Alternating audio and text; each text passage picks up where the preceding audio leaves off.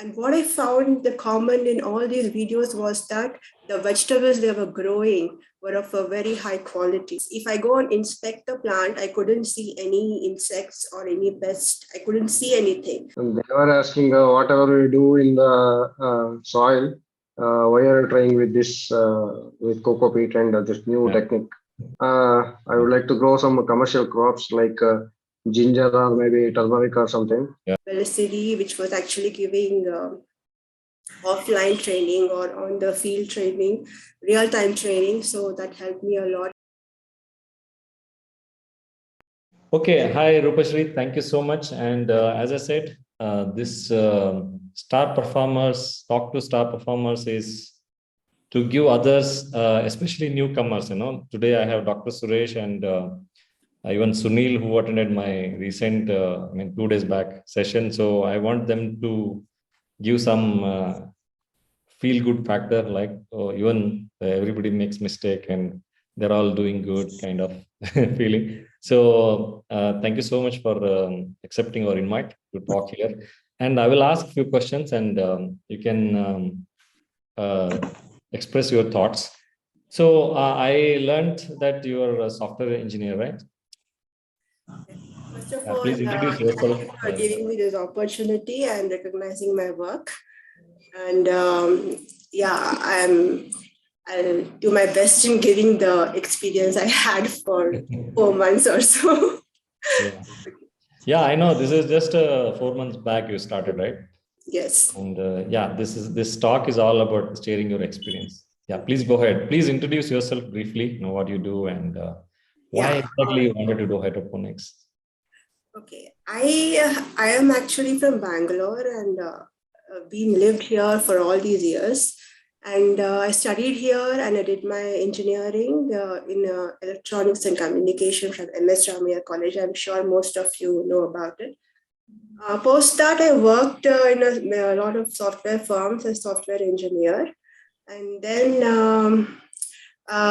we had to move to US because my husband's job got transferred there. And so we went there and we lived there for about close to 4 to 5 years. And we came back in 2019 back to India. And after that, I came across videos on YouTube about hydroponics. And I was kind of interested and I went through a couple of videos. And what I found the common in all these videos was that the vegetables they were growing were of a very high quality. And they had a very good setup in terms of polyhouse, automation and everything. And when I saw the good quality of vegetables, I was more interested in like how are they able to do it, and later very soon I started browsing for the trainings. If I can get trained in it, because I wanted to learn more about it. What will I do after that? I had no idea, but I was very interested to learn about it. And then there were a lot of virtual online training modules and everything. Some of them I took it up and I saw Belesiri, which was actually giving offline training or on the field training, real-time training. So that helped me a lot. I went there in May 2022 this year. And I learned on-hands training there, and it was very helpful and gave me the confidence that I can also try. And thereafter, I tried growing few plants through grow bags, because Sir told always start with grow bags, as a starter. So I started with the grow bags, and that's how I'm. So it's not. I just wanted to know why you started, and you told it was the vegetables were looking so clean and very fresh and all. So it is not because you are a software engineer, and I always felt all software engineers should do gardening. Even I was a software engineer. I know how stressful the work is. We feel good only when we receive the salary. Otherwise, all other days we feel very frustrated. So anyway, just kidding. I've enjoyed my software life. I don't blame it anyway. So when you started initially, what was the very challenging thing for you? Because I know you were doing too many things initially, and I was telling, don't do it, only do focus on one thing, right? What you felt is challenging, what was it? Was nutrient management or pest attacks or seeding or sowing itself, germination was not happening? What was that? So initially, I never faced any problem. And I sowed many different kinds of seeds, and almost 90% of them got germinated.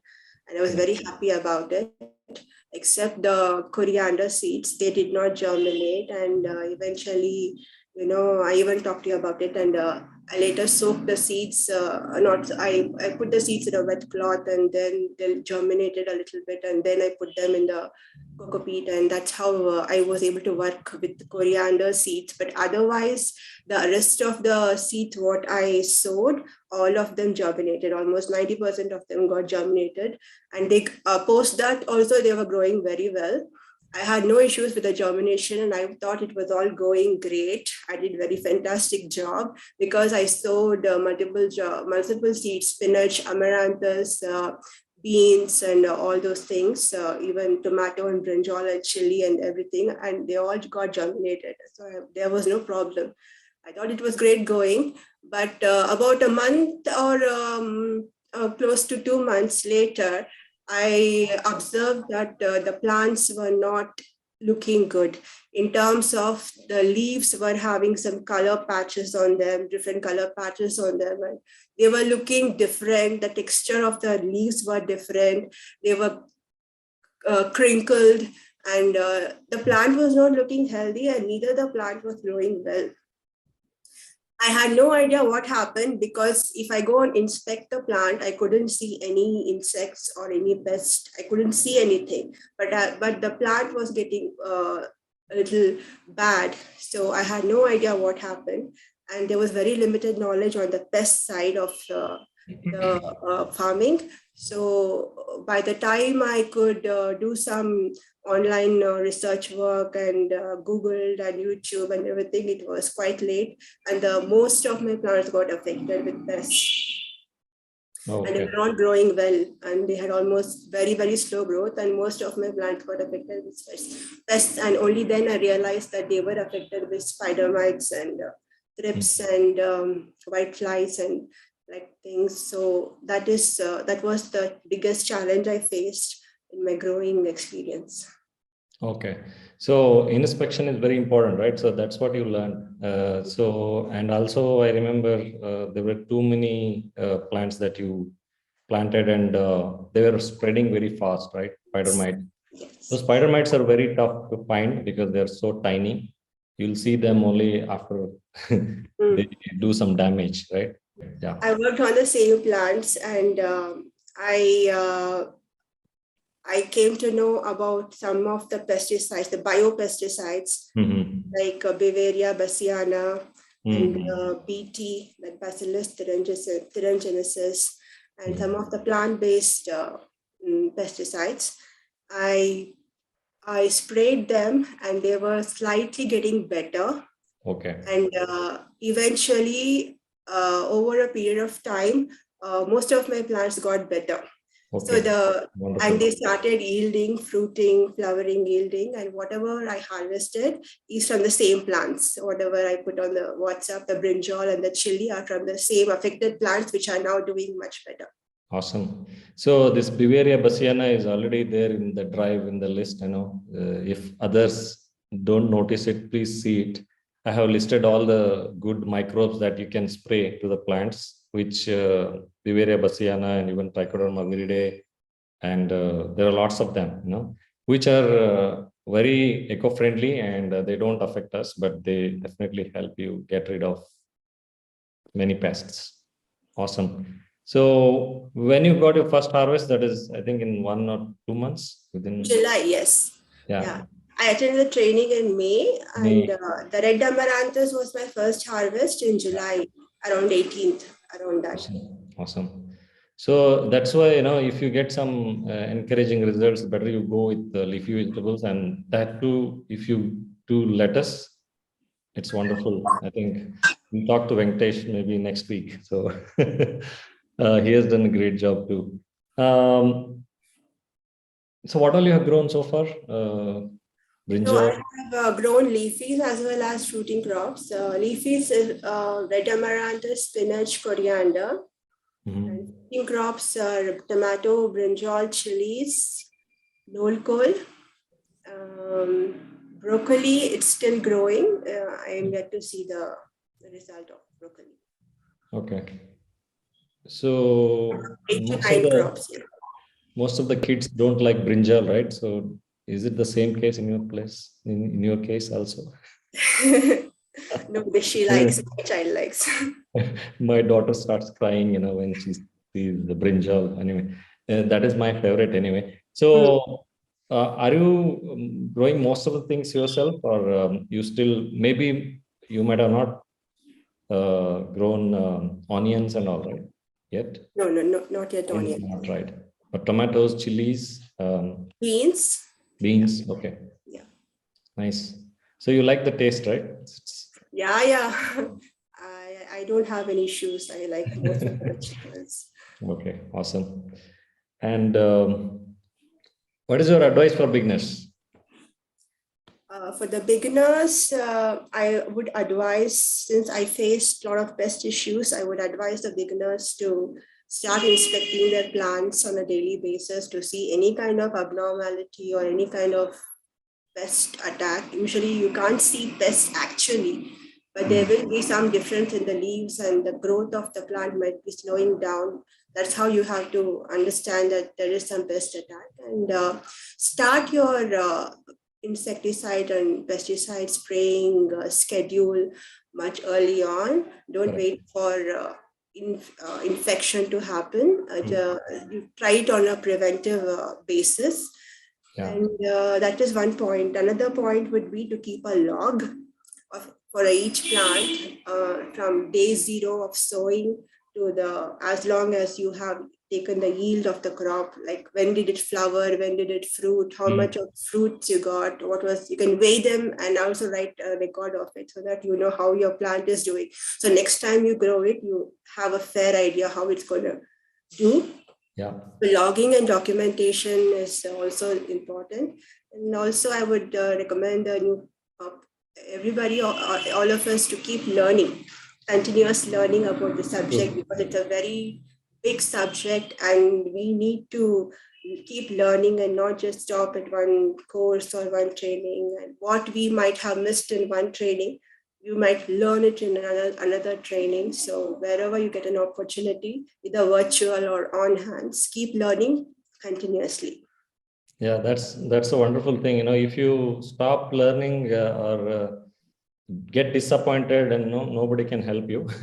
So definitely that's a good point. And even we have to keep researching. You cannot. Even if I tell something, until you do it, you'll not understand it. So yeah, the actual learning starts when you grow yourself. Start doing it, right? Absolutely.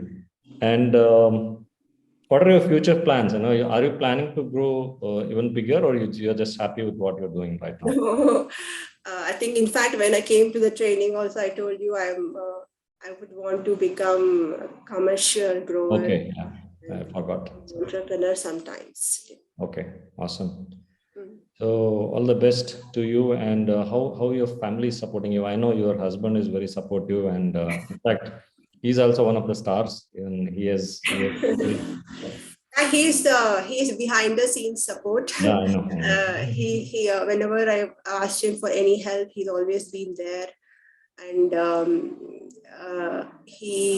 though he's not actively participating, whenever I ask him for any help in cocoa peat preparation and or moving things from here to there, or buying any stuff from online, he's always pitched in, and he's always been encouraging, and he's always been supportive. And So behind success of a woman, there's a man. My mother is also very helpful. She's also very concerned, and she's also, she's very happy as much as I am happy if I show her my yield. Even if it's one tomato, one brinjal, she's also very happy. She is. Awesome. So your kids also help you with the gardening? Or? Yeah. My daughter, she's just 4.5, and she wants to participate in everything I do. She wants to come and make cocoa peat. She wants to water the plants. She knows, she's asking me a lot of questions, and she's kind of inquisitive about the whole thing. Amazing. That's wonderful thing that you're doing, because we have to teach the future generation that how things are really growing. It's not just got in the supermarket. So awesome. Thank you so much, Rupa. Thank you. And we'll keep talking anyway later also. It's maybe I'm planning one meeting in our Belesiri office also. We all meet and discuss something. Okay, thank you so much.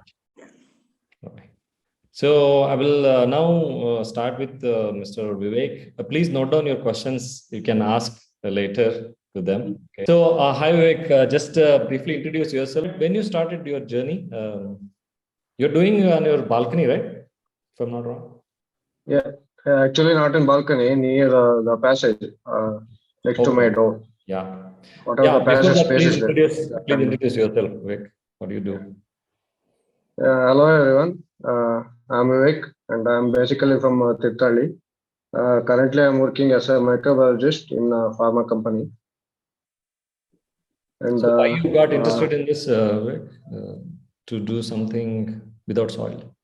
Because you have some actually plantation at home, right, in Tirthahalli. So was that the reason? Yeah. Actually, I'm not a new person for agriculture. From background itself is agriculture, and but this topic hydroponics is new, and nothing is known much about this topic, even in my native and other places. During some searching in the internet, I got to know about hydroponics, and when I searched some training centers which are near to me, I found this Belesiri. That was maybe because of the distance, less distance, I selected Belesiri, and finally it became a good decision actually. Oh, thank God. Okay. So what was the most challenging thing for you, initially when you started? The initial step, it was failed in the first day itself. That is nutrient preparation. Actually, I did not check that TDS, and that solution got more than 10,000, and it was showing error. Actually, I prepared around 2 liters and made it to almost 2-3 buckets finally, the volume. And then I used it for almost 6 months. Okay. So that itself was the error. So lesson learned is you have to prepare small volume initially, so that you don't waste the nutrients. It happens, initially you want to have done these mistakes. So what happened, when you made so much of nutrients, did you use it or? I just used it. I kept in other containers packed, and I kept where there is no sunlight. And I used it, came almost more than 6 months. Okay.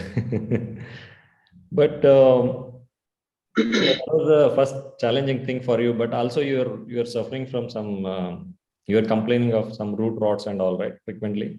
Yeah, root rot is there. Then what are the things, pot water I kept near the RCC on my roof. They are getting infected by insects. That black mites and this white mealybugs. Okay. So you're also doing from this one. Yeah, you're doing openly, right? So it's like openly. You don't have any polyols or something. Even Rupa is like doing openly. Yes. So that is the one good thing to start with, because you'll come to know what are the pest attacks that are going to happen, right? So it's really good if you start something open initially instead of polyols. In fact, even inside the polyols also we get pest attacks. That's a different story, but yeah. And when was the first harvest you got? I think palak was the first thing that you got, right, initially? Yeah, I started with palak itself, methi and palak. Palak was harvested almost after 2 or 3 months. I got a good harvest. I planted in around 5 or 6 grow bags, and I got around 2 bunches. So you are doing it in only grow bags or also in deep water culture? I have one deep water culture, not one, 3 deep water cultures I have, and 4 grow bags I have. Okay. So what all you have I grown have so not far? made any extension still. Okay. So what all you are growing for? I started with palak, methi, then amaranthus. Okay. Then I tried brinjal. Right now I planted some chili seeds. They are yet to germinate. Get to germinate. Okay. Other vegetables I have not tried. Okay. So what is your advice for beginners? Beginners, I would like to tell that it's better to try with a very little quantity, like grow bags, 4 or 5 grow bags. And then once you are familiarized with the procedure and you come to know the things, what are all requirement or what is your requirement, then you can maybe extend to that little Absolutely. bigger scale. Absolutely. Because that was one of the mistakes many people do. You know, one of my students, very old story, he wanted to do a full 100 or 200 cherry tomatoes. You know, he calculated in the Excel sheet, like one plant will get 5 kgs, something like that. And for 200, it will be like half quintal or something like that. And he was so excited. He thought, I'm going to quit my job and I'll get my first salary, whatever I am getting salary, you know, I will get in 1 month kind of, you know, he calculated that way. I told him not to do that. It doesn't work that way. And it was a disaster. Okay. So please, for newcomers, I tell, please start very small first, make lots of mistakes. Don't worry. And then go bigger. So how is your family reacting? You know, they're just scolding a lot initially, you know, are you mad? Can you grow something without soil?